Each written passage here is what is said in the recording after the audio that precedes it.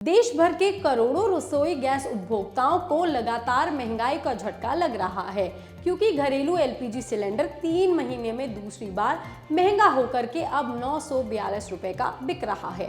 मगर सरकार का कहना है कि सिलेंडर महंगा जरूर लग सकता है, लेकिन भारत में रसोई गैस आज भी पाकिस्तान, नेपाल, बांग्लादेश और श्रीलंका जैसे पड़ोसी देशों से सस्ता है। लेकिन आखिर ऐसा कैसे हो सकता है? सरकार ये क्यों कह रही है? क्योंकि जब भारत अपनी जरूरत का करीब 60% एलपीजी विदेशों से आयात करता है, तो फिर भारत में गैस की कीमत कम कैसे हो सकती है?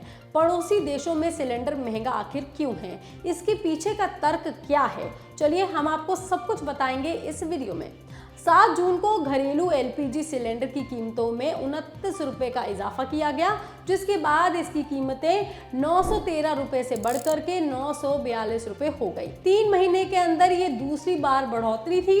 इससे पहले मार्च 2026 में भी घरेलू गैस सिलेंडर के दाम 60 रुपए बढ़ाए गए थे। मगर सरकार का कहना है कि भारत में गैस सिलेंडर की कीमतें पड़ोसी देशों के मुकाबले अभी भी कम है, क्योंकि पेट्रोलियम मंत्रालय के मुताबिक अंतर्राष्ट्रीय बाजार में एलपीजी की कीमतें पिछले कुछ महीनों में तेजी से बढ़ी हैं। मध्य पूर्व में तनाव और हॉर्मुज स्ट्रेट से जुड़े संकट के कारण सप्लाई पर दबाव बना हुआ है, जिसकी वजह से भारत को आयात गैस के लिए पहले से ज्यादा कीमत चुकानी पड़ रही है। लेकिन इसके बावजूद भारत में उपभोक्ताओं पर पूरी लागत का बोझ नहीं डाला जा रहा है। भारत में गैस सिलेंडर की कीमतें पड़ोसी देश के मुकाबले अभी भी कम है। सरकार का दावा है कि इस समय एक घरेलू एलपीजी सिलेंडर की सप्लाई की लागत 1600 रुपए से ज्यादा पहुंच चुकी है, जबकि उपभोक्ताओं को ये 942 रुपए में मिल रहा है। और प्रधानमंत्री उज्ज्वला योजना के लाभार्थियों के लिए ये 300 रुपए की सब्सिडी के साथ और प्रभावित होने के बाद 642 रुपए का मिल रहा है। यानी कि अंतर्राष्ट्रीय कीमत और उपभोक्ता कीमत के बीच बड़ा अंतर मौजूद है। यही वजह है कि भारत में सिलेंडर की कीमतें कई दूसरे देशों के मुकाबले कम दिखाई देती हैं।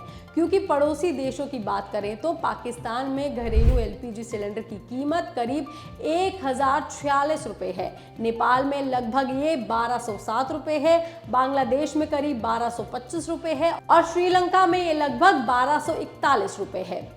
यानी कि भारत में हालिया बढ़ोतरी के बाद भी उपभोक्ता इन देशों के मुकाबले कम कीमत चुका रहे हैं। मगर पड़ोसी देशों में एलपीजी महंगी क्यों है?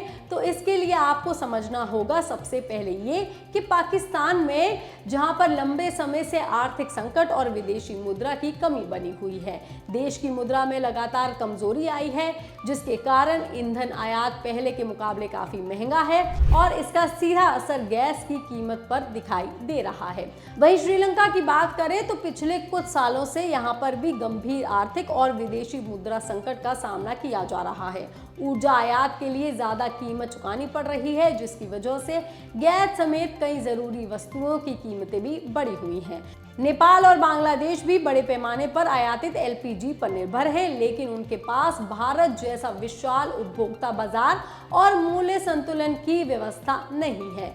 ऐसे में अंतर्राष्ट्रीय बाजार में कीमतें बढ़ते ही उसका असर घरेलू उपभोक्ताओं पर जल्द पहुंच जाता है। लेकिन भारत की स्थिति थोड़ी सी अलग है, क्योंकि भारत दुनिया के सबसे बड़े एलपीजी उपभोक्ता देश में शामिल है और सरकार लंबे समय से स्वच्छ ईंधन को बढ़ावा देने की नीति पर काम भी कर रही है। उज्ज्वला योजना जैसी योजनाओं के जरिए करोड़ों परिवारों को गैस कनेक्शन उपलब्ध कराए गए हैं। ऐसे में सरकार कोशिश करती है कि अंतर्राष्ट्रीय बाजार में होने वाली पूरी बढ़ोतरी का बोझ एक साथ उपभोक्ताओं पर ना डाला जाए। हालांकि इसका ये मतलब बिल्कुल नहीं है कि दुनिया में सबसे सस्ता एलपीजी सिलेंडर भारत में ही मिलता है। ऊर्जा विशेषज्ञों का मानना है कि कुछ तेल और गैस उत्पादक देश भी भारी सब्सिडी और स्थानीय उत्पादन की वजह से एलपीजी भारत से भी सस्ता दे रहे हैं और भारत से भी सस्ता उनका हो सकता है। लेकिन सरकार जिन पड़ोसी देशों के साथ तुलना कर रही है, उनके मुकाबले भारत की कीमत फिलहाल कम बनी हुई है। बता दें कि भारत अपनी कुल एलपीजी जरूरतों का करीब 60% हिस्सा आयात के जरिए पूरा करता है और हाल के महीनों में मध्य पूर्व में बढ़ते तनाव और हॉर्मुज स्ट्रेट से जुड़ी जो गतिविधियां हैं अंतर्राष्ट्रीय बाजार में, उसकी वजह से एलपीजी की कीमतों पर दबाव बढ़ रहा है।